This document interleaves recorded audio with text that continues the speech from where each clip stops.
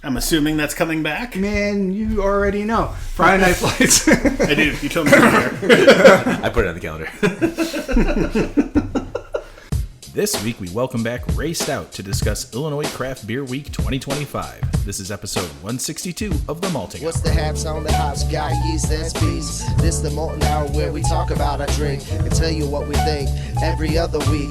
And if we get drunk, well, we might slur our speech. Got the gift of gab, the friends you wish you had. Join us for a drink, join us for a laugh. Time is never wasted, where you getting wasted. The Malting Hour here, people take your places. People take your places. People take your home. Welcome to The Malting Hour. I am one of your hosts, Tony Gillick, joined always with Brandon Winninger. And to his right, no stranger to the podcast, our friend Ray Stout. Welcome back, Ray. Hey, I think we're getting to the point where I feel like a cousin. I see you guys Absolutely. twice a year during holidays. We have a great time. And we think about, like, oh, I love those guys. I'll see them when the next beer fest runs around. They just, I know you didn't go last year. Do you have any intention of going to Riot Fest this year? The lineup is absolute fire. Yeah. Although we saw Green Day last year, and we also saw Blink last year, so I think that Weezer Day, that Saturday, might be the prime day for the Stout family. Well, if you end up going, I will seek you out, or I'll text think you. the only band I probably haven't seen is Green Day. Mm-hmm. And I was thinking about doing just the single day ticket too, but I spent way too much money. I don't have any money. We did Green Day at Wrigley last year, and it was a spectacle. I'm sure it was just so cool. But Weird Al is playing every day, so Yes. that's the draw unto itself. Weird Al is the NoFX of this year, where they played all 3 and I'm days. okay with that. Yeah, so am I. There's a lot of other. Welcome to the Riot Fest Hour. There's a lot of other bands in the smaller print that I grew up listening to that I also have never seen, or it's been forever.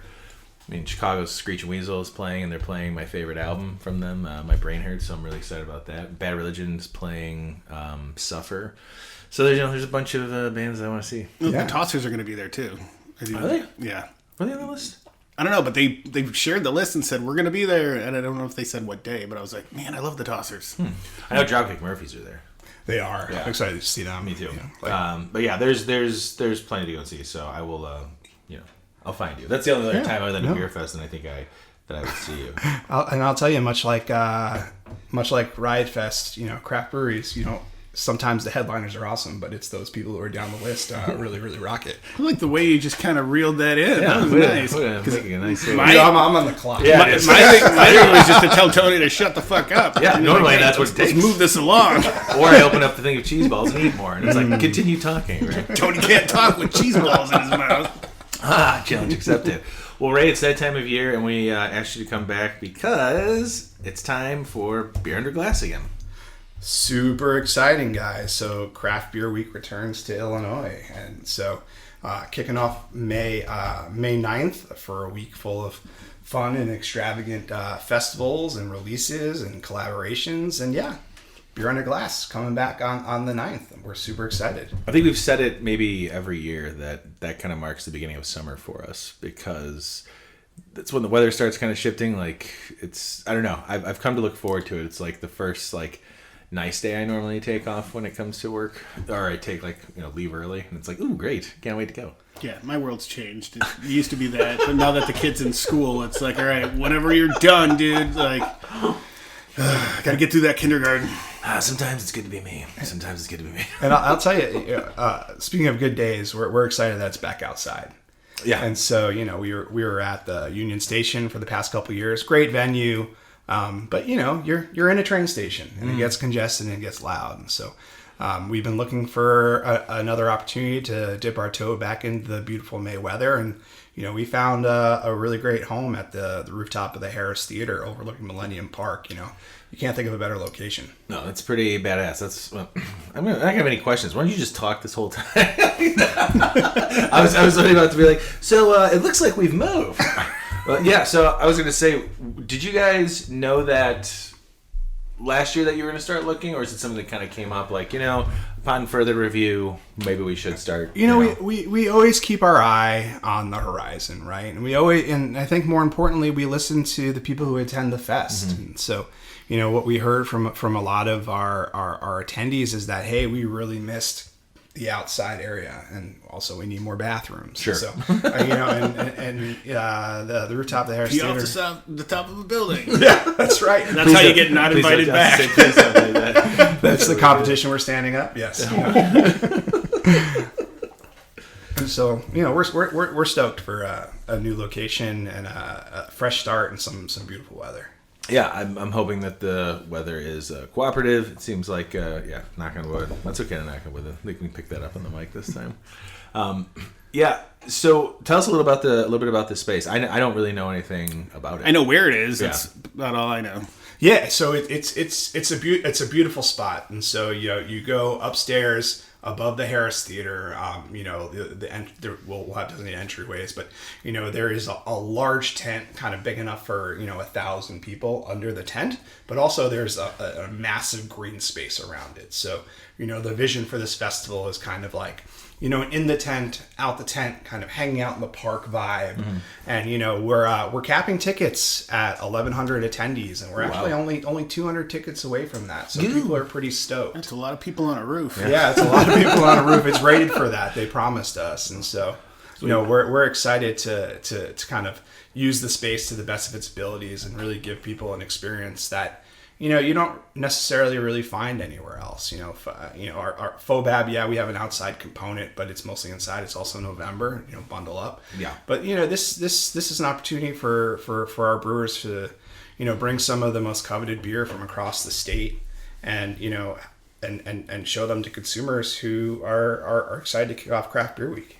Yeah, I've come to really enjoy. I mean, it's a beer fest, so. But I recently just went to a beer fest up in Kenosha that is a beer and cheese festival, and it's funny because I've been to other beer festivals Great American Beer Fest. It's kind of hard to compare that to other things, but I was thinking about when we used to do that was a Great Lakes Beer Fest in Racine. That was great.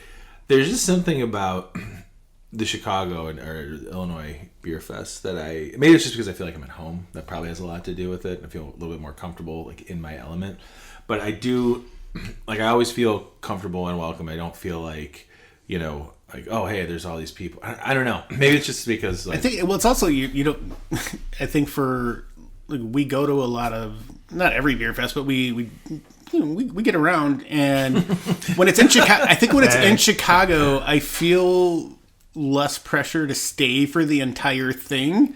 It's like, all right, I've been here for 2 hours, 3 hours. I'm like, I've had enough. I can go, and that was the first year we went to Great American Beer Fest. It was like, we got to stay the entire time. Like, we've got to get, we came all the way out here. And the next time we did it, we're like, whatever. Yeah. We decided to, instead of, I think it maybe has a little bit more to do with our maturity of going to a beer festival as well. Of like, we don't have to drink every single beer that's there. Yeah.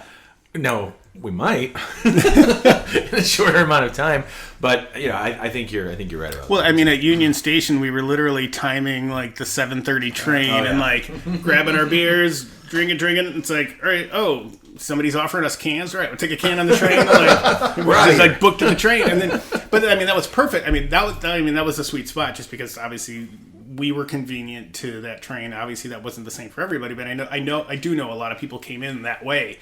But it was just nice to be like, get in there early, do what you need to do, like talk to people. Like, that's what we love to, and I think that's what we end up doing more than anything at a lot of these fests, is just talking to people, and like, because I feel like beer under glass, it probably, when I say I had like 10 beers, like that's like lightweight for some people, and like we were there for like 3 hours, but we had 10 we spent so much time just talking to people, because I mean, I think that's the interesting thing. Like, you run into breweries that we've interviewed in the past, people that we haven't, and just talking and connecting and like learning about the beer, because it's an environment where people are actually, like, the brewers are there, or like the reps are there, and they're just super excited to talk about the beers that they're serving, and it's There's no other way you can get that kind of experience. I fully agree. What sets it apart, it really is a fest by the brewers and for the brewers. And, I think that's what sets it apart, and all our events apart from a lot of these kind of for-profit or park district fests that pop up throughout the state or throughout the country is that, we're really intentional about standing up a really great experience for the attendees, but also, offering the brewers an opportunity to attend a festival that they think is fun also. And Bug is a great example of that. Is that they are the brewers sitting behind the jockey boxes pouring the beer, right? And it's not necessarily the summer intern that you get at some of these other festivals. And so, take your time, talk to these folks. This is something that they really spend a lot of time and energy and attention to detail on, and they're excited to talk about it. And I know our attendees are too. That's why it continues to sell out every year. That's why we continue to look for bigger and bigger spaces and continue to make it a little bit better every single year. Yeah, I was gonna piggyback off that. The other thing was that for us at least, we've going to these events and FOBAB, especially Bug and FOBAB, we've come to know people while doing the podcast, and so we run into them who we don't see all the time, and it's nice to it almost feels like a reunion of sorts, but also, like I said, the kicking off of nice weather. It's like a holiday, like you said. It feels like that. It's oh hey, hi, how's it going? You meet up for a little bit, all right, see you at the next one. Bye. Yeah, and the word is out on the VIP sessions. I blame you guys for talking it up too much. And so there's probably somewhere in the neighborhood of 50 or so VIP tickets left. So nope, they're sold out. Never mind.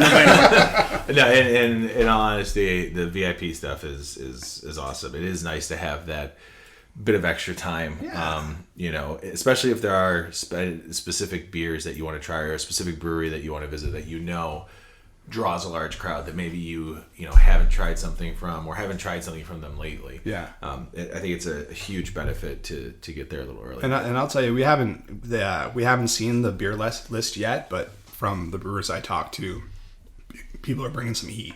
Really? And so for those VIP folks, it'll be pretty easy to figure out which ones are which. You'll see the lines, and but again, in terms of I mentioned lines. In terms of this festival, we purposefully cap tickets to offer an experience that people aren't just waiting around for beer, right? Because that just sucks, and we want to make sure that the folks that are attending this festival, that are donating their money to us, have an awesome experience. Yeah, lines are never. I don't feel like Bug or FOBAB they've ever been an issue. The only time at FOBAB is after the awards, then people go and line up for those.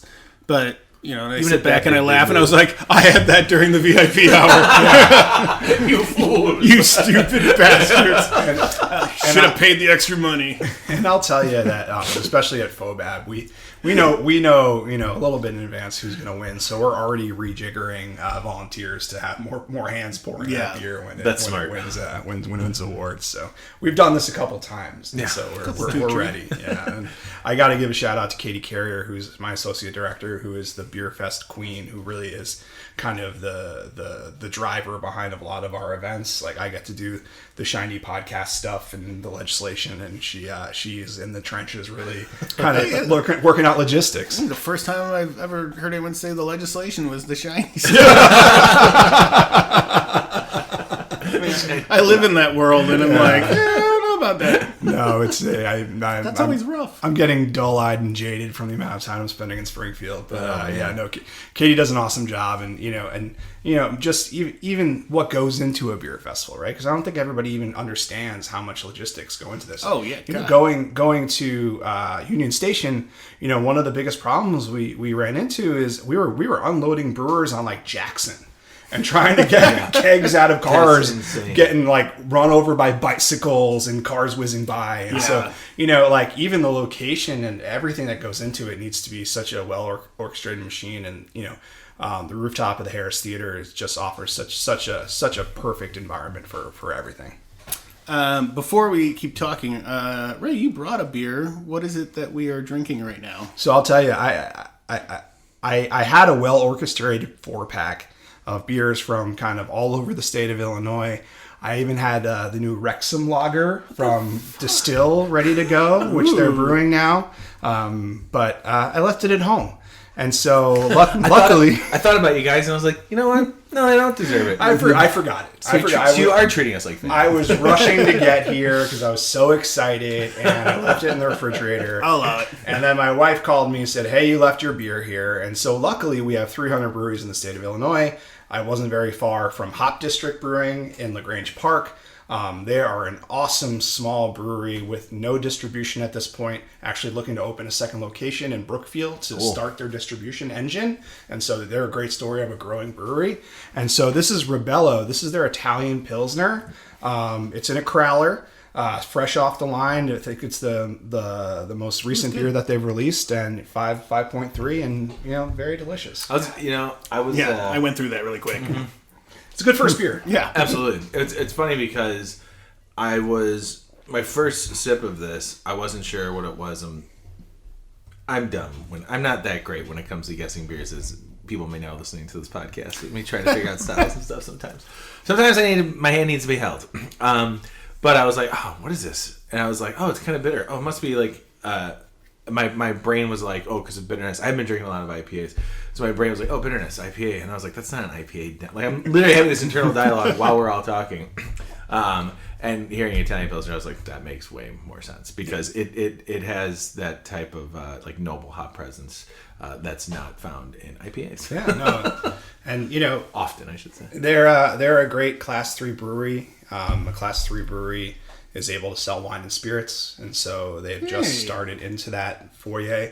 They also have limited self-distribution, so they can build up their marketplace. And so one of the pieces of legislation we're working on is to expand self-distribution for Class 3 breweries, because right now it's capped at 200 barrels. And just so folks know, that's about 8 kegs a week, right? You can't really run a business on selling 8 kegs a week. And so we're looking to grow that a significant amount for brewers, specifically for small brewers, to kind of compete in this kind of modern iteration of the craft beer industry. Because, what we're seeing, and I don't want to be too big of a downer here, but 40% of the tap handles in the state of Illinois are open right now. So people are moving away from draft beer specifically. And so, there's a massive opportunity for small independent breweries to reach consumers unlike before. So, some of the legislation we're working on is targeted at just that. And so Hop District is a perfect example of a brewery that would benefit greatly. There's about 100 others in the state of Illinois that are in the same exact spot where they just can't grow. It still baffles me that every time you come on, I hear about all this legislation that why is it just not like, and I know why, but it's like, it just kind of seems like common sense stuff. Like, oh, that's going to help grow businesses. Let's do it. Let's do it, right? Yeah. Let's do it. And so we're working very hard, very, very hard. And so hopefully we're going to get to a point where we offer these folks a runway to kind of distribution. What we're also seeing, to get kind of a little nerdy, because that's what I like to do. We're not seeing distributors pick up craft brands at the level they were, even three years ago. And so, to establish a marketplace and to reach consumers and try to prove out your brand a little bit is something that distributors are looking at before they sign distribution agreements with craft breweries. And so, this legislation provides an on-ramp to that. So, but we can get back to Craft Beer Week if you want. Yeah, I think we always touch on the legislation because I do think it's important, because going to these events, buying your tickets, that's what this money is going to help out you guys to go ahead and get these legislations passed and help the community that we all love and enjoy very much. I feel like more recently I have ventured out more. I've made it more of an effort to go places. Now, sometimes I'm going to the same place a lot, but I'm still going out a little bit more instead of just, going to beer on the wall, grabbing some cans and going home. But yeah, I think we can get back to the legislation stuff too. Yeah, but I think it's important. I will say that's exactly where the funds for Beer Under Glass go to, right? Lobbyists are expensive, lawyers are expensive, PR teams are expensive, and all of that money goes to support these initiatives that are helping small local breweries continue to thrive here in the state of Illinois. The production numbers just came out from the Brewers Association for the state yesterday. And so we were down to 390 499,000 barrels. That number's back up to 420,000 barrels. So we're starting to make more beer here in the state for the first time in a long time. Awesome. You know, despite the number of tap handles dedicated to Yingling these days. It's new and exciting. Yeah. That's right. I mean, you know, it is nice, and I will say this: the only place I've got it in tap 2 places, but for some reason, the one place I like it the most, and has become a guilty pleasure of mine, is Miller's Ale House over in Norwich, the chain. I really enjoy going there. Their food is, you know, it's like a high class Applebee's. Thank you. kind of. That's like the perfect example. It is. But there was something about the first time when I had the Yingling on tap, I'm like, oh, I forgot how good Yingling is. I'm like, this is the first time I've had Yingling on tap. This is really good. I'm probably not the first time, but this is really good. And then I got their, you know, Zinger Fry Mountain. It's you know, I threw a little shade, but they are a very well established independent craft brewery, continuing to grow their footprint. But you know, I think you're right, Brandon. Is that there's an initial hype phase, and then it levels back down to reality a little bit. Well, I mean, you go, every store has got it like stacked. They've got signs like, we have Yingling, and it's like, cool. Like I bought Yingling because we did an episode on it. Like we got everything that they were distributing, and we talked about all of those beers, and like I still have a ton of it left. I'm like, I don't need to buy Yingling for a while. Yeah. But anyways, we're not talking shit about with Beer Under Glass, what is like the approximate number of breweries? So we have 95 breweries this year, which is nothing to shake its stick at. No, definitely not. And so you know, by my count, is the second largest beer festival in the state of Illinois, behind FOBAB. And so we're super excited. Each brewery is bringing 2 to 4 different beers. You know, More Brewing is bringing their Mindy. They're bringing all sorts of cool stuff. And so, you know, all across the spectrum, from kind of lagers to barrel-aged beers. And so it truly is a showcase of what we do super well here in the state of Illinois. Yeah, and that's you made the point, like people are bringing lagers and barely, like that's the nice thing about Bug, is for people that, you know, may shy away from FOBAB because they're like, oh, I don't like barrel aged beers, and like, oh, that's what a lot of these beer fests are about, is like big beers. No, like there's FOBAB has the lager lounge now. Yeah, well, that too, but like, you know, we've had ciders at Bug. We've had, you know. Oh, we've had lagers. We had some bourbon. We did have bourbon. There's meaderies coming, right? And like that's right. That's the kind of stuff that we really like to showcase. Is that, you know, especially for somebody who's kind of on the outside looking on craft beers, like, oh, I don't like those bitter IPAs, right? And they just equate all of craft beer to just that style of beer. And like, for better or worse, yes, it is the largest, you know, category in the craft beer industry.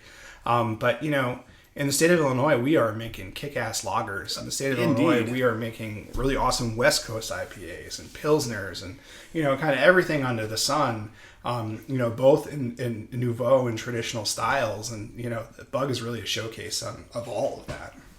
Is there any breweries that are coming that have not been to Bug before? Oh, now you're testing my memory here. Yeah. You know, Brandon's coming with the hard question. You are the hard hitting. Your answer could have just been like, yes, and then we move on. Yeah, I'll tell you. But I would have been like, who? No, we do get new breweries every year, right? Because there are new breweries opening up on a regular basis, and some of those new faces are going to be at Bug, and some of the old stalwarts are going to be there too. And so it really is an opportunity to, you know, take a trip across the state without the drive. Yeah, which is nice, and I'm glad you said that, because, you know, one of the things, like I said, I've been trying to branch out and go to more places.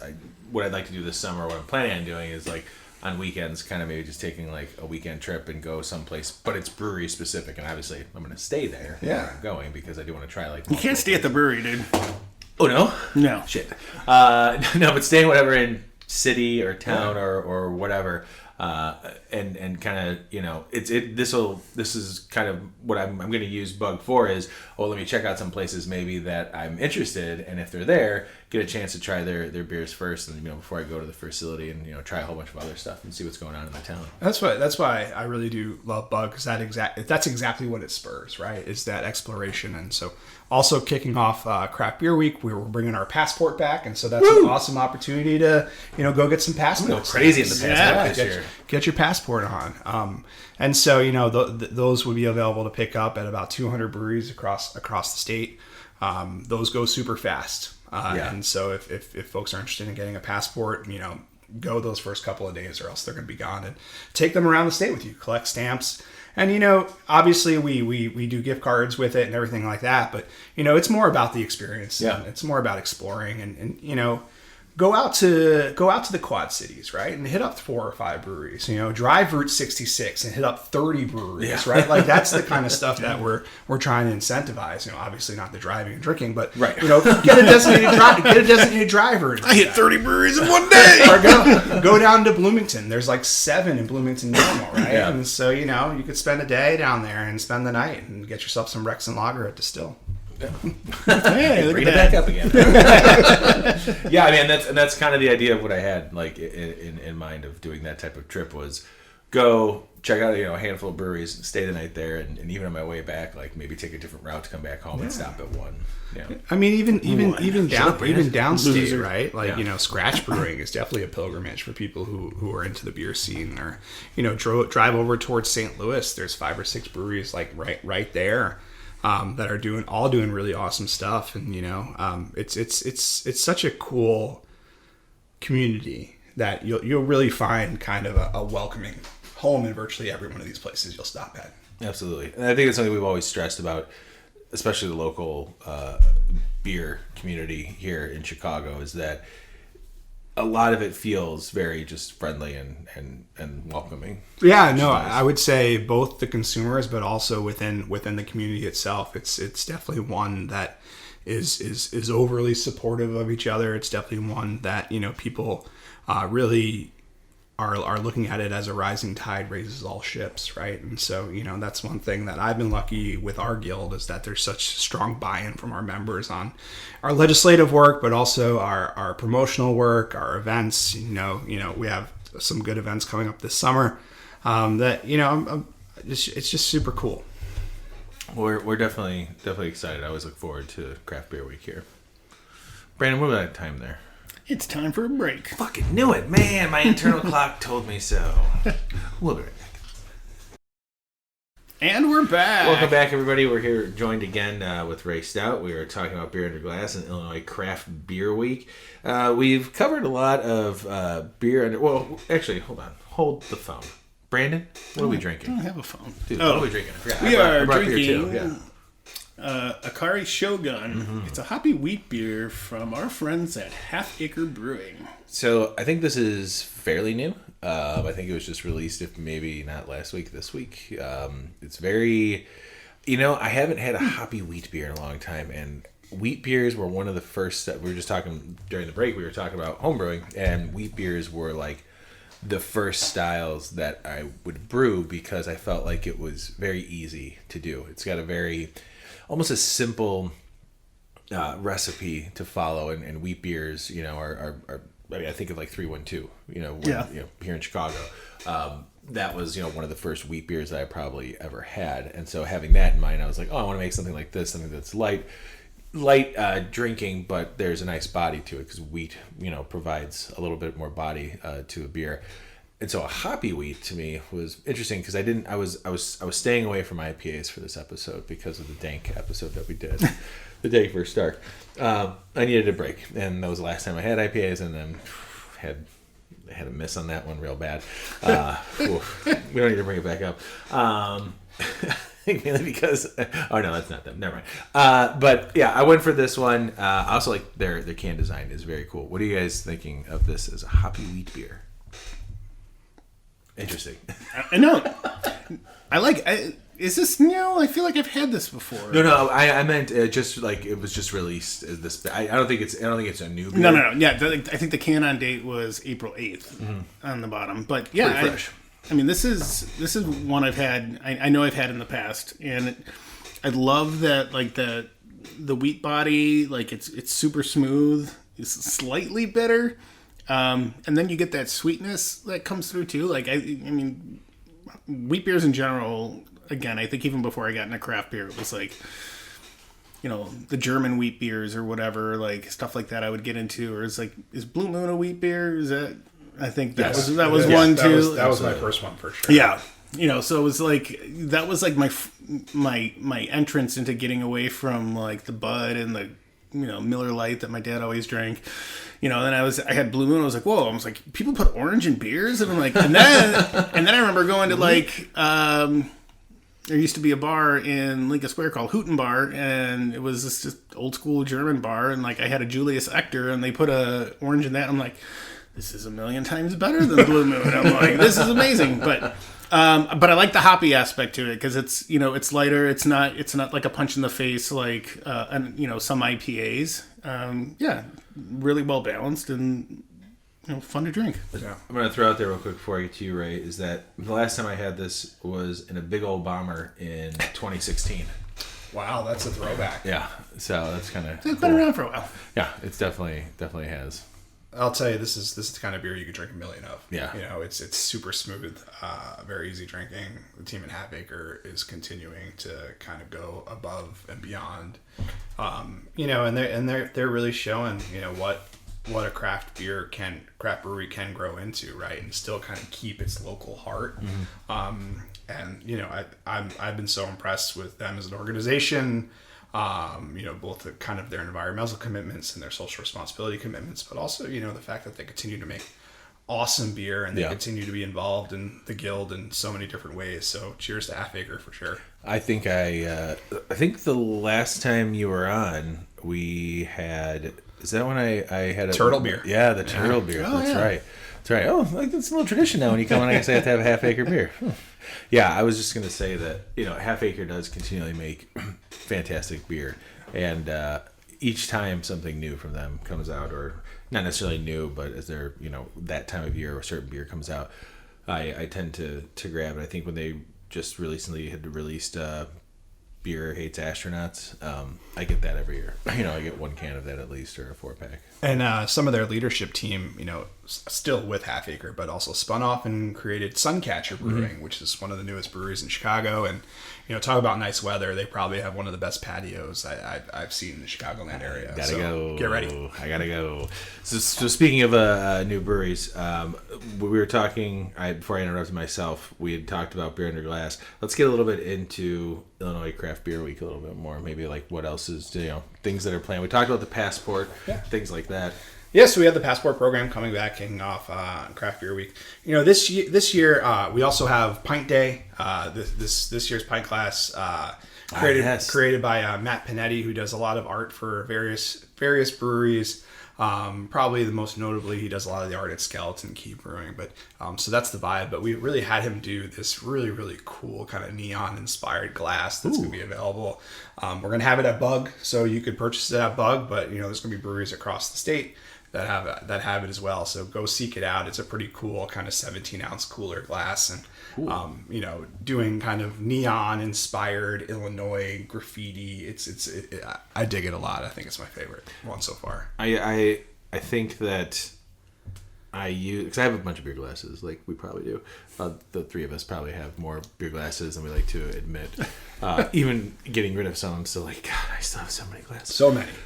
I have I moved recently, and I have a lot of cabinet space, and so I have where all my beer glasses are, and then I have another section where I have those are my beer glasses, and the Craft Beer Week glasses are there because, you know, you can break a pint glass of mine, you know, like off from someplace, wherever, that's fine, but there are a handful of glasses where I'm like, please don't break this. Don't break it. Yeah, let me break it so I can be upset instead of you breaking it and me being like, dude. Yeah, it's the fourth iteration of our pint glass, and I would have brought you some, but we haven't even got them yet. I've only seen samples, and they are cool AF, and so I'm super excited. That's all right. We'll just have to go to a brewery. Go to Bug. We'll be there at Bug.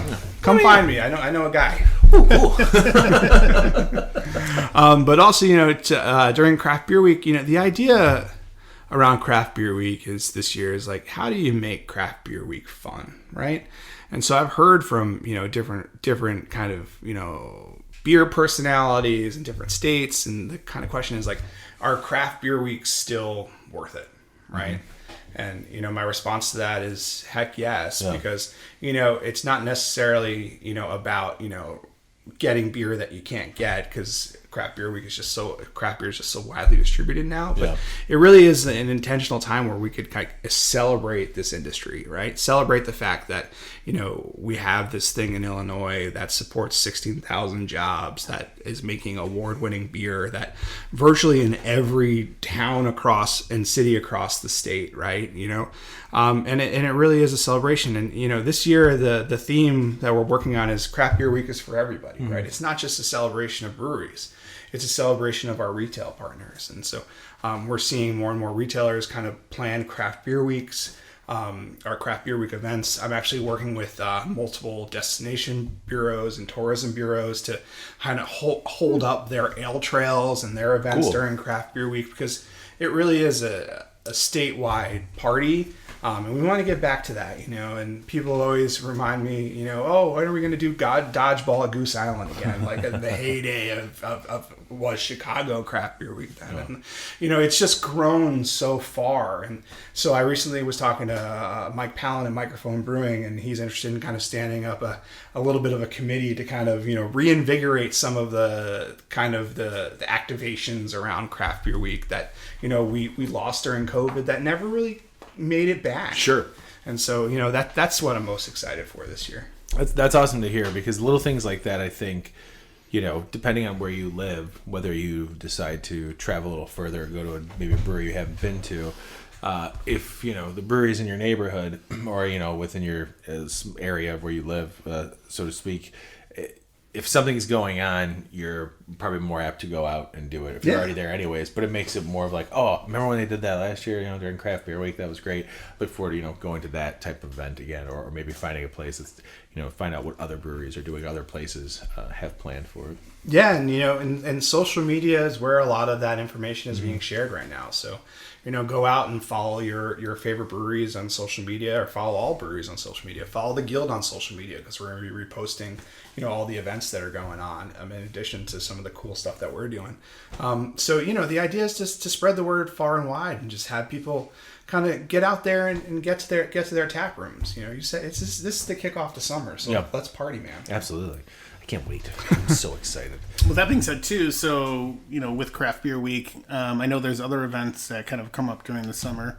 One specifically, Friday Night Flights. Yes. I'm assuming that's coming back. Man, you already know. Friday Night Flights. I do. You told me earlier. I put it on the calendar.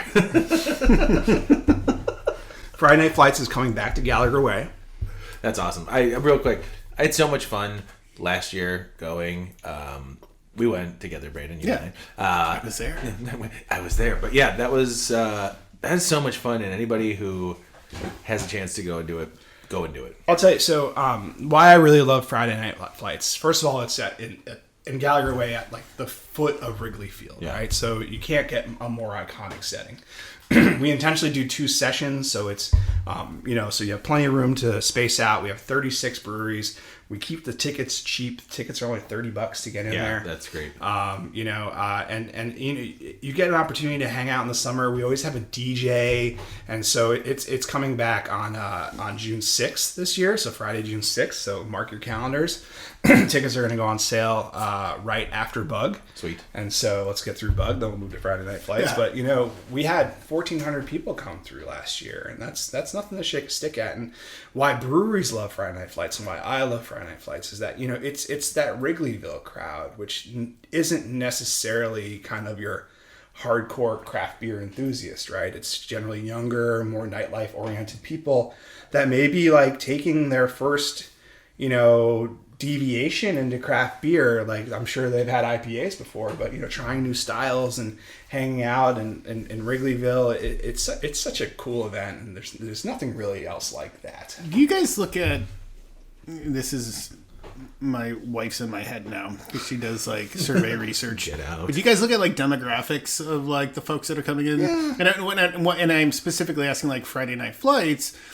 Like, do you get a lot of the neighborhood people there? Like, Friday Night Flights, yeah. So Friday Night Flights, a lot of the people that come to Friday Night Flights are obviously the people who follow our socials, but people who are just out in Wrigleyville and see a Friday night event and they're like, what the heck is this? Yeah. And they walk up and they buy a ticket, and we keep tickets open all the way through the event until we sell it out. And so a lot of it is people who are literally stumbling upon it for the first time. We do some good media around it, so people find it in different ways. But what I really I also geek out on kind of data and demographics, and I looked at some of our buying habits, and it's funny, but it's not that the people who are buying the tickets for 2 or more people tend to be women. Mm-hmm. And so my wife will say it's because we're the planners, and so we've been thinking about adjusting our marketing strategies to account for women are the ones that are planning these events. Like, guys are coming because they're cool, but you need that. The events planner. Are cool, not the guys. Well, they're cool if they're there. Yeah, exactly. Once you're there, you're cool. But if you look at Phobab, the crowd is traditionally kind of they look a lot like us. Yes. Right? Oh, no. A bunch of fat guys. a bunch of chubby guys. Yeah. No. But Friday Night Flights tends to be a little younger, a little more lively. Bug is just all over the map. I think because it's such a different experience and we have such a far-reaching media presence around Beer Under Glass, where we have brewers going on TV on a regular basis. I'm doing radio and awesome podcasts like this talking about it. Yeah. So, as I was mid-yawn, I wasn't yawning because of you. I'm yawning because I didn't get much sleep last night. I was going to say that I, when you mentioned Bug being all over the place, I feel like I see different age brackets more so at Bug, from old to young, more than any other of the events that I've gone to from the guild. Yeah, without a doubt. And and one thing that we've been really kind of paying attention to is, how do you build a diverse audience, right? How do you reach out to people who are traditionally underrepresented in the brew space, And so we've been working with some of our awesome, black-owned breweries like Funky Town or Moore's Brewing. And so, how do we get the word out to those folks? Because, I feel like for a long time, black and brown people have been kind of an afterthought in kind of craft beer and beer in general. So how are we intentional about including them and creating spaces that they feel comfortable? And so that's what Bug is really all about. It's about creating those spaces and creating those opportunities for people to hang out together. And you have a room of 1,100 people who may never meet again, but you're going to meet some friends. Yeah, absolutely. Which is funny, like you said, in a festival, I'm pouring mine first next time. No, you're okay. You're the guest. You were very nice with the other pours. You get this one, buddy. Like you said, Phobab, it's a lot of guys like us. There is some. It's becoming more diverse, obviously. Yeah. But I was going to say that what I noticed from Friday Night Flights last year, I think it was very obvious that it wasn't just guys like us there. You know what I mean? There was a lot of, I wouldn't say it was like Bug, but there was definitely a different group of people and different, groups of people represented. It felt like a lot of people were there, date night. Exactly. Couples were there, groups of friends were there. I think that's the only fest where I saw, you guys are 23 or 24 for sure. You don't normally see them at Yeah. Which is crazy because, at that age, it's you walk up to Friday Night Flights, $30, and it's all you can drink for, whatever. Dude, go to Bug, go to Phobab. I'll tell you, from a value proposition, I don't know, I know what's going on, but I also don't know what's going on with these 20, 24, 25, 26-year-old drinkers, because, if somebody told me is that you can go to a festival and drink every single drop of all the beer that you could possibly want, and it's $55, I would say, hell yeah, right? Yeah. And so, but we're not necessarily seeing that with the younger demographic of drinkers here. And, there's a lot of data that Gen Z is abstaining from alcohol. A lot of that's skewed because a lot of Gen Z is not even old enough to drink alcohol yet. And so, there is a push to kind of alternative beverages, THC beverages, and also, spirits-based beverages. And so, what we're seeing, and I think I might have said this to you guys before, is that people aren't necessarily drinking. There's no more just beer drinkers anymore, just wine drinkers. People are drinking based on occasion, and Bug is a great occasion to drink some beer. Absolutely. Yeah. So it's Friday Night Lights. So it's Friday Night Lights. That's right. I mean, again, like the price point of it is just insane, and it's right where you're at, easy to get to, public transportation. It's Wrigley Field. It's right there, right outside Wrigley Field. It's easy to get to. And I love me some craft breweries, but you go in there and you hang out for a while, you're spending $30 or $40, right? And so for that, you could have a 3 or 4 hour fest where you're a kid in a candy store. Absolutely, and you're sampling different beers from different breweries, and just like any other festivals, you can find a place like, oh, you know what? I keep forgetting about this place, or I've never tried this place, or I've never heard of this place. It gives you an idea of like, next time maybe I'm out, I'll go here, or I'll buy this beer from this brewery, or I'll at least start following them, and who knows, next time I see them at a fest, I'll seek them out, so to speak. Absolutely. Yeah, it's always a chance just to explore, I think. And I mean, that's how we've found some of our favorite breweries, is just going to fests and like trying stuff. Yeah. And I'm not even just like localizing it. Like, Great American Beer Fest is an anomaly in itself because it's breweries from all across, the nation. But like, you hear of breweries and like, oh, this one does good things, this one does good things. But like, the first year we went that may have been the first time I had WeldWorks. Yes, I think you and I were. And like, it was just, I'm like blown away. But like, literally everything we had was amazing.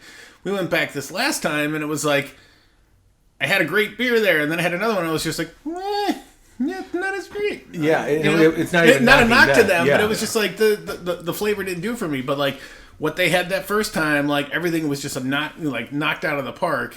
It even pushed us to try other breweries. Like, we realized we were running almost an identical route each time we would go in, and it's the same entrance there. And then by the first day we spent some time there. The second day we probably spent the least amount of time because then we hung out with the guys from Old Irving. Yeah, kind of shenanigans.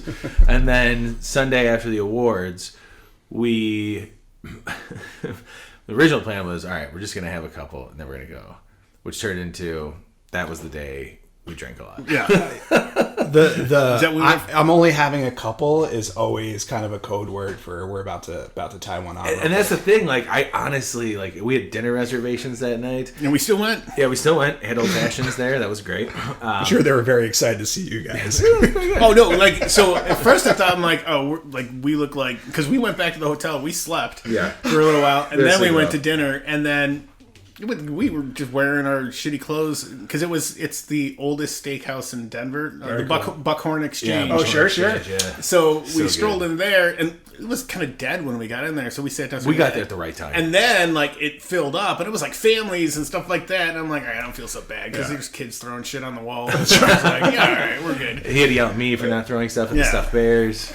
Yeah, I'll tell you, we've been talking about like trying different beers at Bug and like exploring breweries that way. But I was looking at the 3 beers that we just drank tonight, and like I've been to all of those places, and like the taproom experience is completely different at all these places, and so that's why checking them out in person is such a cool opportunity to do that. And like Half Acre is such like a really well established brewery, and they have it kind of down to a science, and you kind of feel that when you're in that brewery. But they really know what they're doing. Their food programs on point and everything under the sun. Hopewell is just like, you walk in there and you're like, this is really thoughtfully crafted and designed, and you feel like you're in a very intentional space, and there's lots of plants and light, and then like Hop District in LaGrange Park, you walk in there and you feel like you're in like a community hub, right? Yeah. It's like people with their kids running around, and like we don't have to get into the kids in the brewery conversation. Sure, I am pro kid in brewery, by the way. Yeah. But there's games and there's family tables, and like it's just like every place is just so different, and it's so worth checking them out because you'll find your spot. Absolutely. I love going to different breweries, but I also love going back to the ones that I love, like that I really enjoy. And Old Irving being so close to where we live has become the one that we go to the most. I was there last night. I know, I almost went. I had to make my steak. Clark was there. I had to make my steak rice bowl. I had to do it. But yeah, like you said, you find yours, and like I'm still every now and then, reminding myself, oh, like there was one, I forget, maybe it was like in February. I decided, you know what, I'm going to go to a handful of breweries. It turned into 3 breweries. I started Alarmist, then went out to Double Clutch, then came back to Revolution and was home. You know, it was kind of like, oh, just make a little day thing out of it, you know, and had food over at Double Clutch and, you know, had a couple beers at, you know, Alarmist and one at Revolution because by that point I was like, I need to stop. But yeah, you're absolutely right. Like even... You know, this weekend I decided because the weather is going to be nice and you can sit outside and there's that's the other thing too. All these breweries normally have their own events, and that's the other thing I've been trying to do is looking at the weekend events that breweries have, because almost every brewery has something. It could be like, it's bingo, or here's, you know, there's a food truck that's going to be here, or there's a pop-up there. I'm going to Hubbard's Cave. I was going to tell you this about Brandon. I'm going to Hubbard's Cave on Sunday because they've got like some small local artists, like 25, not like necessarily artists, but vendors. Yeah. And they're going to be there. And I didn't realize they had tavern pizza now, and I want to have their brisket tavern pizza. I didn't know that was a thing. Yeah, exactly. See, you didn't know it either. He's saying I'm going Sunday. Yeah, I guess you guys are going to come join me. I'll let you know when I'm leaving. I think Beck's doing something. So guess Benjamin. Woo, guess you're free. Yeah, so things like that. You know, I think it goes just beyond like it's a good. I feel like an event like Friday Night Lights and Bug and even Fallbab, it could be a good jump off to be like, oh, this place is interesting. I'll follow them. or I'll buy their beer.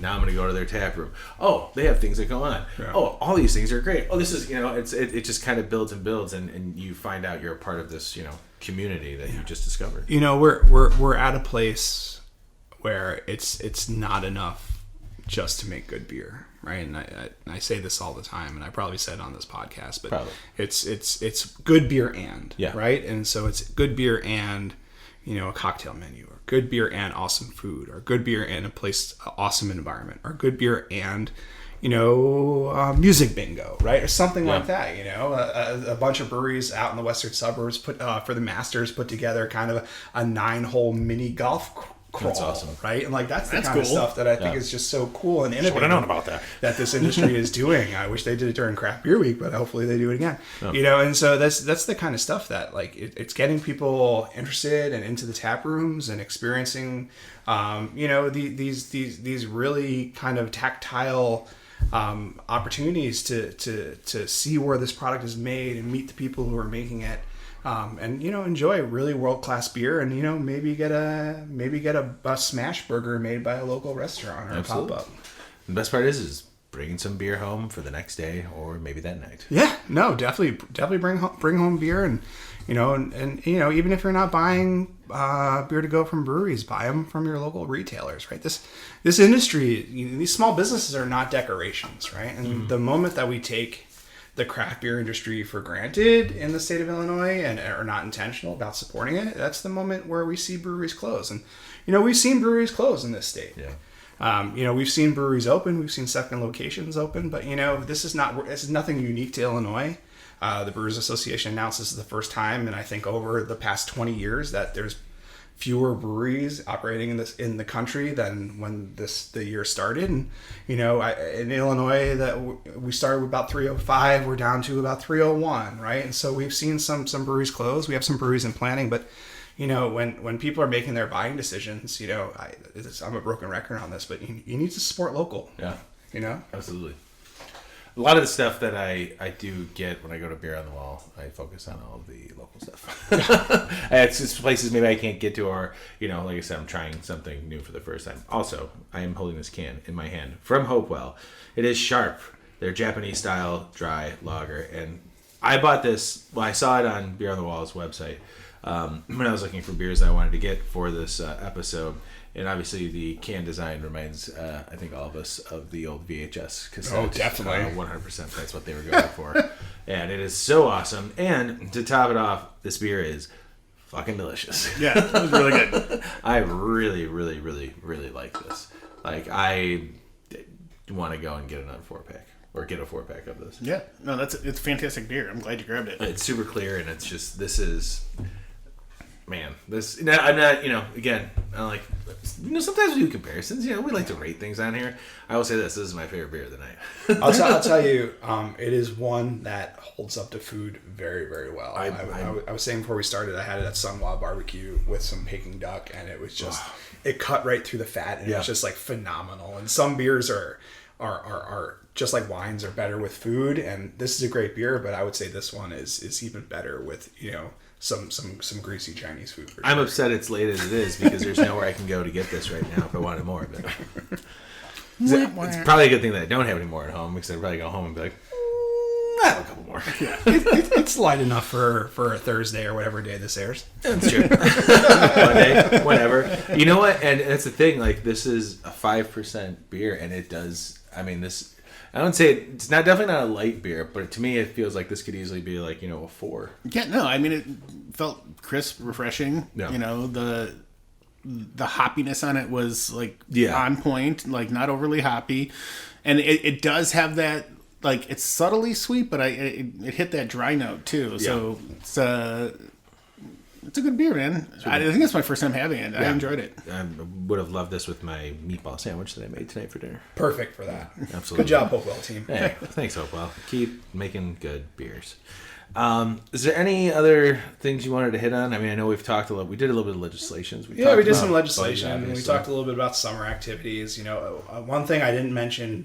And stay tuned for this, because we'll be doing our full release on more details around this, is that on June 10th, we are going to open up our golf outing for the first time ever to craft beer enthusiasts. So for the past 6 years, it's kind of been a brewers only invitational opportunity, but you know, we need to use it as an opportunity to kind of showcase our products and showcase our members. And so, you know, if you are a golfer and a listener and you want to play golf with a brewer and have a full day of craft beer and sunshine, it's a really cool opportunity. So we'll be announcing details about that in the next few weeks. You know, now that I think about it, there's enough people at my job who do golf, and they do a lot of golf outings. I wonder if I can convince them to be like, hey guys, well, a little team building thing with around golf and craft. We should just have it set up. We're like, hey, you guys, like, we could be a team, and like, you guys want to golf with the malting hour? Like, hey, I love that. That's great. You could do an episode. Have the task cam. We'll mount it to the nice little golf cart. It's not a bad idea, Brandon. Like, I'm in, you guys. Yes, I'll sign you guys up. Perfect. I'm running out of days off, but this is worth it. Yes, I'm scheduling way too many things. Show up with hockey sticks. Like, we're ready to party. Jesus. I will wear my Blackhawks jersey. Oh, Bruins jersey or bust, right? Yeah, like happy. True. No, and just, you know, I would say more so than our stuff. Summer is an opportunity for you to go out and explore the craft beer scene. And so, indeed. Go and do that already. Yeah, and we will, like you said. I mean, there's tickets are going. Tickets are going. So if you want to come to Bug, go to IllinoisBeer.org. They could be gone by the time this episode comes out. It's true. We're getting down to the bitter end, and especially if you want one of those coveted VIP tickets, like now is the time for sure. Do it. We'll have the link in this episode in the next, at least one more, I think, after this, because we're getting real close to being at Bug. Yeah, I think I already have it up on our link tree. So. Oh, nice. I love it. Click that link. Yeah, absolutely. And keep supporting the guild and all these things, and keep supporting all the local breweries. We can't stress enough, you know, we do drink a lot of beers from all over the United States and sometimes the world, but for the most part, we drink a lot of local beers, and I think that, you know, it's not on purpose. It's just that's what's really good to us, and that's what we have access to. So we've got good stuff here. Why deviate? Yeah, absolutely. Chicago, I still feel is underappreciated maybe for around the United States of how awesome we have beer here. I know we've got some big names here, but there's so much more than just the bigger names that people may know around the United States. I mean, and I know that's the same way with other cities, but Chicago is pretty, and Illinois itself, but you know, there's a lot of great beer in our home. Yeah, no, Chicago, I'm a little biased, but I would put up there with any beer city in the United States by far. You know, we're talking about 70 breweries that are consistently making some of the best and most high quality beer in the world, I would venture to say. And, you know, from places like Dovetail doing old world styles all the way to some of the experimental breweries that we have. You know, we are blessed, and it's an industry that we are super lucky to have here. Yeah, and just to remind everybody, we did win the first gold for the hazy IPAs in GABF. That's right. So the OGs. Chicago rules were kind of a big deal. May have come from, you know, the East. We take it in the Midwest. Also the home of barrel-aged stout, right? Absolutely. I mean, what kind of big deal? I feel like, Chicago, we're always overlooked. That's all right. That's what makes us tough. So. Second city, Yeah, absolutely. Well, Ray, we appreciate you joining us again. Thank you so much. Yeah, thank you, Ray. Yeah, you're always welcome, and hopefully we bring you on a little bit more. I know you're a busy guy, but the holidays are always good. Yeah. I'll see you at FOBAB. Absolutely. Brandon, everybody. Love you too, man. We'll see everybody next week. Thanks, guys. Bye. Ooh, I did the bye. This has been The Malting Hour. Be sure to follow us on all social media by searching The Malting Hour and at themaltinghour.com. You can also follow us individually on social media. Brandon can be found on Instagram as BMDub81, on Twitter, BDub81, and on Untapped as BDubDrinksBeer. Tony can be found on Instagram and Untapped under Ace of Help Chicago, on Twitter, The Ace of Help Chicago. Clark can be found as Clarkowski on all three. Dan can be found on Instagram as hip__hops and hip hops on YouTube. Be sure to subscribe, like, and rate the show on your preferred podcast listening platform. Until next time, cheers from all of us at The Malting Hour.